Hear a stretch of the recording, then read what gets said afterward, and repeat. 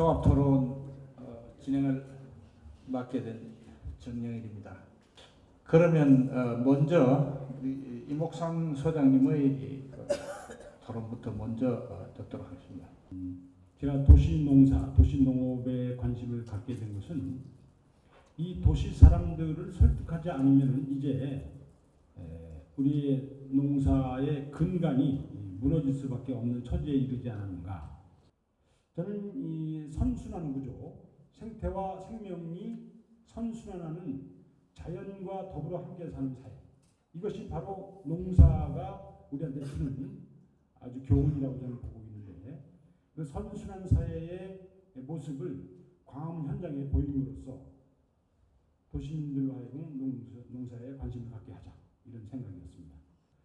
그래서 저는 이제는 농사다, 도시 농사라는 말도 제가 썼는데 도시란 말까지도 떼야 되겠다.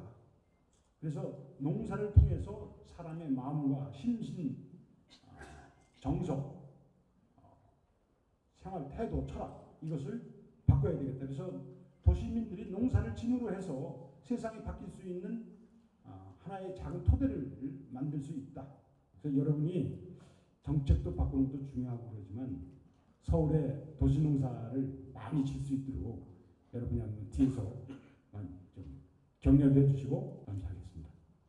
감사합니다. 충남의 친환경 농업을 전체를 지금 이끌고 나가시는 주현로 선생, 말씀 듣겠습니다. 예, 반갑습니다. 충남 친환경연합회장 주영로입니다. 저는 그 올까지가 35년을 이 친환경 농업을 쭉 해왔어요.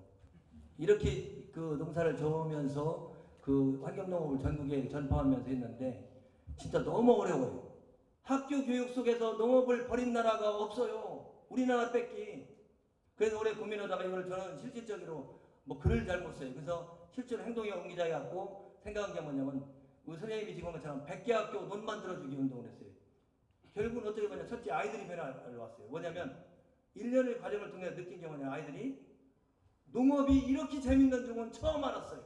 이 농업은 단순한 아까 경제적 잣대를 보는 그게 아니라 농업이 가지고 있는 다원적 가치와 거기에 또 아울러서 교육적 가치를 인정해달라 하는 이 말씀을 드리고 싶거든요. 이것이 인정될 때만이 우리 농업이 진짜 시뻘겋게 살 수 있는 길이 열린다는 그 생각을 하거든요. 다 같이 들고 공약에 농촌 지원교육, 이거는 다시 만드는 게 아니에요. 우리 조상들이 5,000년 역사 속에서 해온 거를 우리가 버렸던 거예요. 농업 버리고 자연 버리고 실과 버리고 도덕 버리고 역사 버리고 이걸 다시 되돌려 놓지 않으면 농업은 다시 쓸 자리가 없다고 저는 그렇게 생각을 해요. 이번 기회에 꼭 좀 여러분들이 모두가 같이 해서 돌려놨으면 좋겠습니다. 고맙습니다. 완주 고산 농협회 국영석 조합장님 말씀 듣도록 하겠습니다. 실질적으로 오늘날의 농촌 농업 문제는 단순히 농촌 농업 문제가 아니라 농촌이 공동화되면은 저희의 생명산업인 안전한 먹거리의 공급 기지가 훼손되고 또 공동화됨으로 있어서 국가의 어떤 균형 발전이라든가 국토의 효율적 관리 이런 측면에서 보면 이 기반이 이대로 붕괴된다면 엄청난 국가적 사회적 비용을 실질적으로 먼 훗날 많이 부담하게 될 것이다.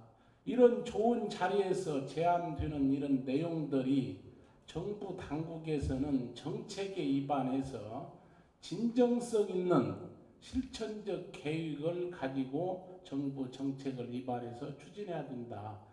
우리 농 관련 단체나 농기관들이 다른 문제 제기보다는 애정 어린 비판보다는 비판의 수준을 넘어서 비난을 많이 하는 걸 이렇게 보고 있습니다. 그래서 그런 구조에 대한 변화는 우선적으로 농 관련 단체의 최대의 기관이자 조직인 농협중앙회 같은 데도 나는 열린 마음을 갖고 벽을 허물고 빗장을 풀자 이겁니다. 그래서 최우선적으로 농촌 농업 사업과 연관된 사업 하는 데부터라도 마음을 열고 진정성을 가지고 일을 하자, 그런 마음으로 해줄 것을 부탁과 제안을 드리면서 제 말씀을 맺겠습니다. 감사합니다.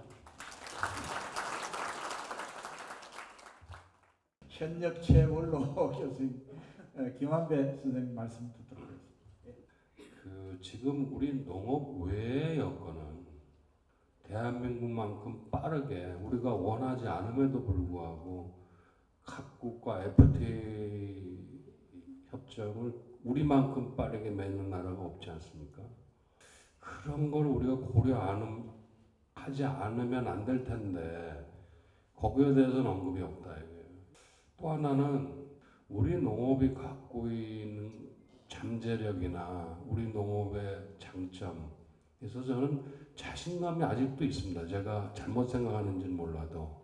그 다음에 이제 구체적인 내용 중에서 몇 가지 말씀드리면 우리 친환경 농업을 적극적으로 육성해야 된다는데 뭐 저도 적극 동감하는데 일반 축산에서 나오는 분뇨를 갖고 유기질 비료를 투입하니까 대한민국은 코덱스 기준에 의하면 친환경 농업이 아닌 거예요.